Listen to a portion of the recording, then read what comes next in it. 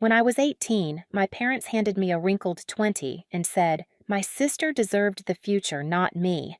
No whisper, no hesitation, just a verdict in the rain. My father's voice was steel.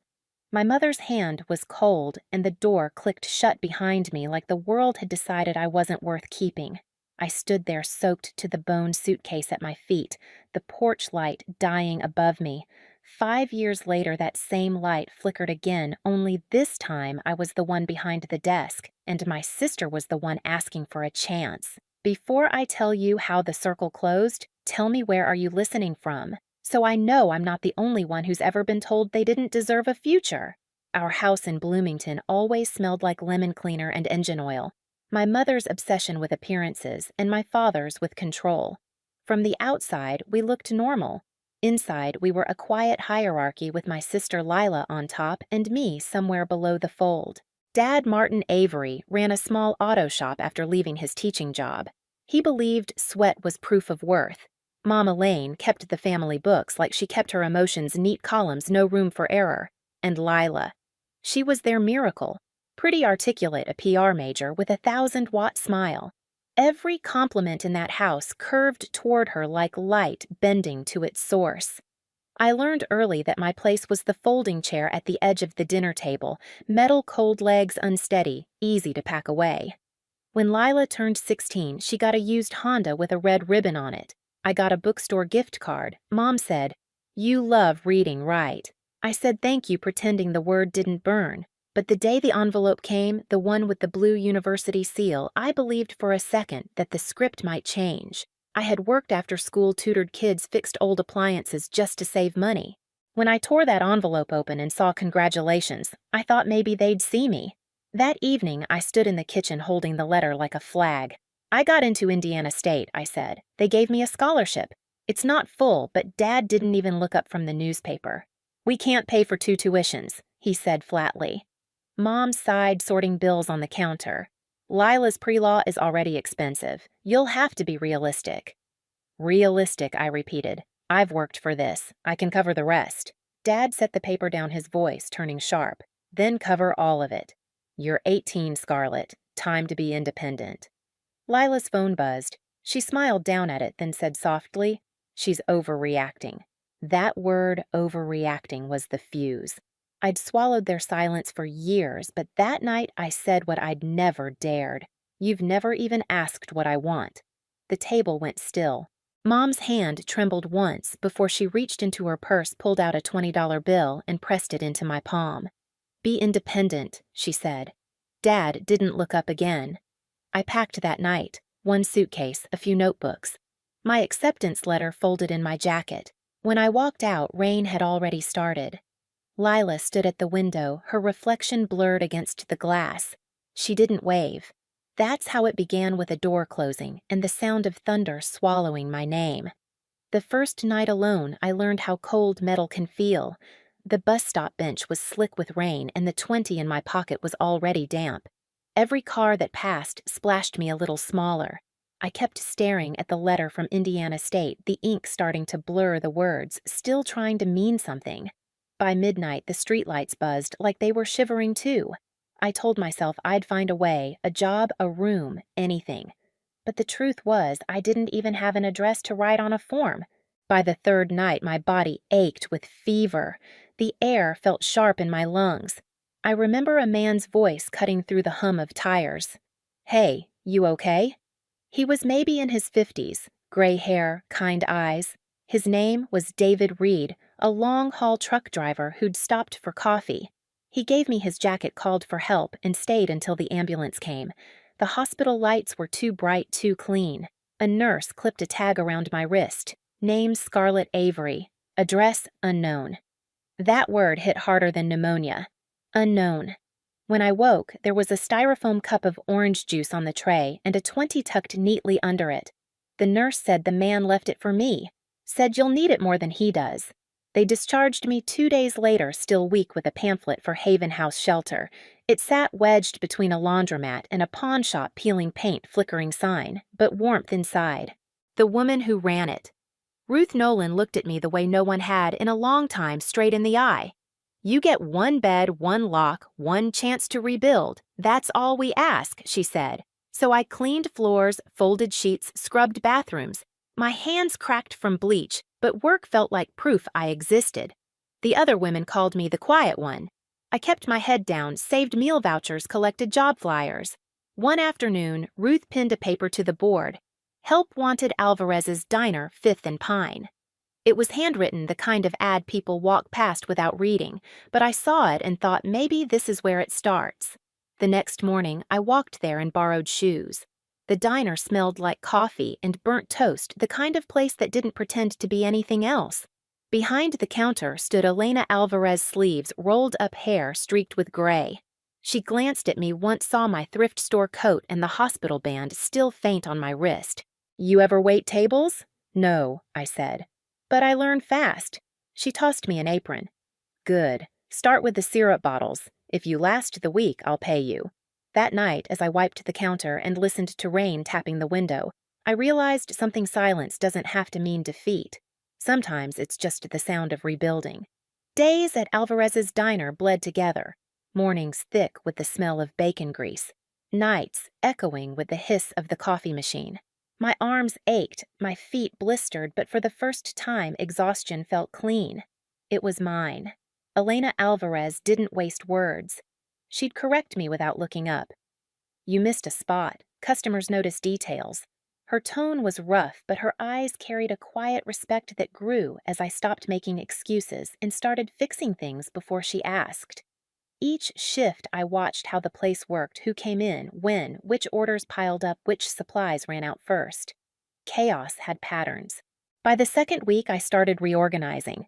Salt shakers refilled by section condiments, sorted by delivery date invoices, stacked by supplier. I scribbled everything in a cheap notebook I kept in my apron pocket. One morning, a delivery truck backed into the alley late again. The driver, Ben Carter, jumped out humming under his breath. Sorry, traffic, he said, rolling crates through the back door. I helped him unload eggs here, flour their perishables up front. He watched me for a moment, then grinned. You always sort stuff like that. Makes it easier to find things later, I said. You've got a head for systems, he replied. It was the first compliment that didn't feel like charity. That night, I stayed after closing sketching a better delivery schedule on napkins. Lines and circles, arrows connecting suppliers. When Elena found it on the counter the next morning, she studied it for a long moment. You did this. I nodded, nervous. She folded it and slipped it into her apron. Keep thinking like that. The world runs on chaos. People like you keep it moving. Weeks turned into months. The diner became a living lesson in logistics. I built spreadsheets on the shelter's old computer tracking supply flow mapping routes, calculating hours. When Ben's truck broke down one day, I rearranged the week's deliveries over the phone. Everything arrived on time. He called me the human GPS. It made me laugh, but it also made something inside me shift. Maybe I wasn't rebuilding my life, maybe I was designing it. When Everline Freight opened a clerk position, Ben brought me the flyer himself. You'd be perfect for this, he said. I hesitated. They won't hire someone without a degree. Try anyway, he insisted. So I did. I printed a 2-page resume that smelled faintly of diner coffee. The manager, Tom Whitaker, asked simple questions: organization, communication, problem solving. I answered honestly, no embellishments. He leaned back, studying me. You've got no degree, but you've got instinct. We can work with that. That sentence changed everything. At Everline, I learned what control felt like: systems roots data. The world finally had structure, and I could read it. Within a year, I became the one rewriting those routes, fixing the inefficiencies no one else saw. That was the moment I understood I didn't need their table. I was building an entire network. It took 5 years to turn that diner notebook into an empire. Emerge Operations Group started as a borrowed desk in a drafty office above a print shop, just me and a second-hand laptop. Every invoice, every call, every sleepless night was one more brick in the wall between who I'd been and who I was becoming. By 23, that wall had a skyline view of Seattle. My company trained small businesses to run like giants. Fair pay, efficient systems, no wasted potential. I kept a few reminders framed on my office wall, the hospital wristband marked unknown address. and the wrinkled $20 bill my mother had pressed into my hand, a relic of what it cost to be forgotten. That morning, Maya, my HR manager, appeared at my door with her tablet. New candidate for the operations coordinator position, she said. Strong background, 3 years in PR logistics. She paused, squinting at the screen. Name's Lila Avery. For a second, I thought I'd misheard her. Then the air shifted heavier somehow. I didn't look up. I just said schedule her for Tuesday. Tuesday arrived with steady rain, soft and rhythmic against the windows. I came in early, straightened the papers on my desk, then stared at the framed 20. The ink had faded into a ghost of green, but the memory was sharp as ever. At 9 on the dot, Maya knocked once before opening the door. She's here. Send her in. The click of heels on the polished floor. That same confident rhythm I'd once envied when she used to walk down our hallway in Bloomington basking in our parents' attention. When the door opened, Lila stepped inside, composed, elegant hair pinned the same way Mom used to do it for her recitals. She smiled politely. Good morning. Morning, I said. Please have a seat. She didn't recognize me. Of course she didn't. To her, I was a ghost wearing success like armor. Maya did the formal introduction, unaware of the history bleeding into the room. This is Ms. Scarlett Avery, founder and CEO. The name landed between us like a spark. Lila blinked, a small tremor passing through her fingers as she adjusted her folder. Avery, she echoed softly, unsure whether to connect the dots. I gestured toward the chair. Let's begin. Her resume was solid on paper, at least. She spoke about project management, team coordination, leadership under pressure. Every word was rehearsed, a mask she'd probably worn for years. I listened, letting silence fill the gaps between sentences until she began to shift in her seat. Finally, I asked, tell me about a time you had to handle conflict. She hesitated. Well, at my last company, there was a staff dispute. I had to enforce fairness, make sure everyone got what they deserved. I leaned forward, elbows on the desk. Fairness, I repeated, my tone, calm, measured. That's an interesting word. What does it mean to you? She met my gaze, the first flicker of confusion in her eyes. It means making sure everyone has the same chance. Everyone. Yes, she said quickly. Everyone. The word hung there sharp and unsteady. Then her eyes drifted to the wall behind me. She saw the frames, the wristband, the 20. I watched the exact moment recognition dawned. Her breath caught. The color drained from her face. Her voice cracked. Scarlett.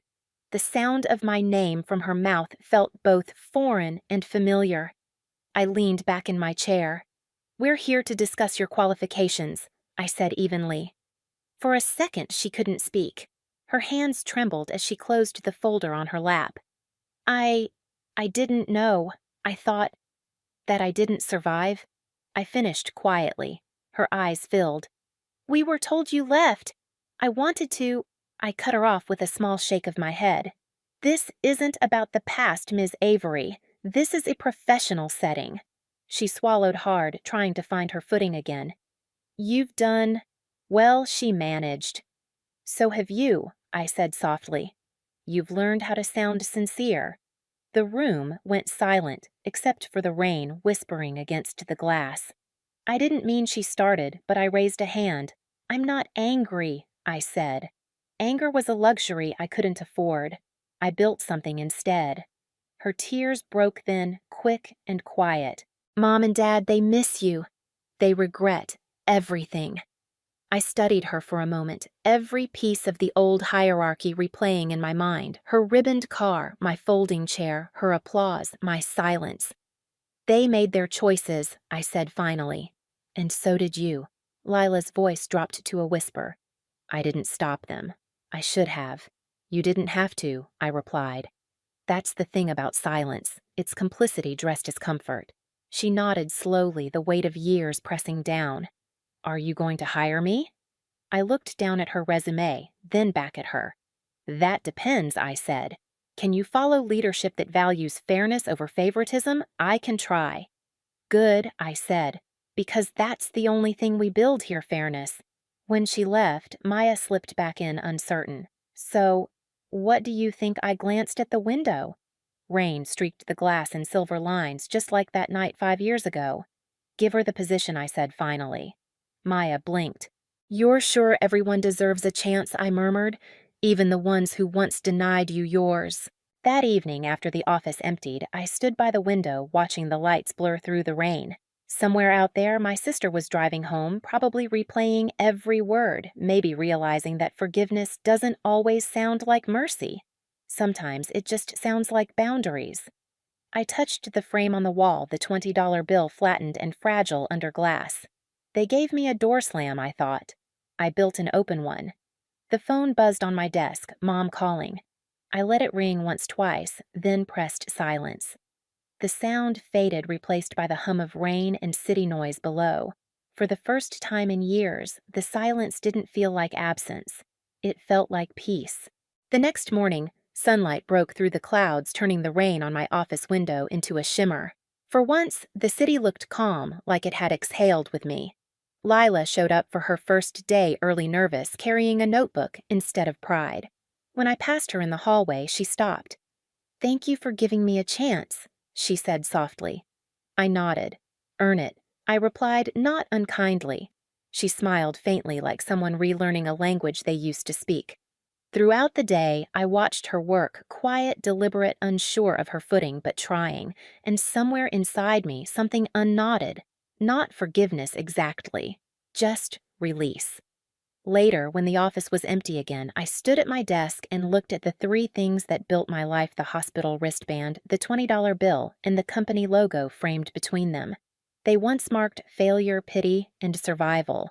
Now they meant legacy. I picked up the framed 20, my reflection blending with it in the glass.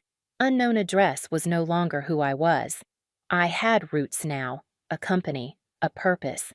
I placed it back carefully, turned off the lights, and whispered into the quiet, "The debt's been paid, in full." That weekend, I drove back to Bloomington for the first time in 5 years. The town looked smaller, the roads narrower, but the old bus stop was still there, same dented bench, same flickering light. I laid a small bouquet on the seat, then placed the framed 20 beside it. "This is where they ended me," I whispered, "and where I began." The air smelled like wet pavement and second chances. I stood there for a long time, not waiting for anyone to show up, just listening to the rain hit the metal roof. It didn't sound cruel anymore. When I turned to leave, dawn was breaking pale gold, spilling over the empty street. Because everyone deserves a future, even the ones told they didn't. If this story found you, share it. Tell me where you're listening from. You're not alone.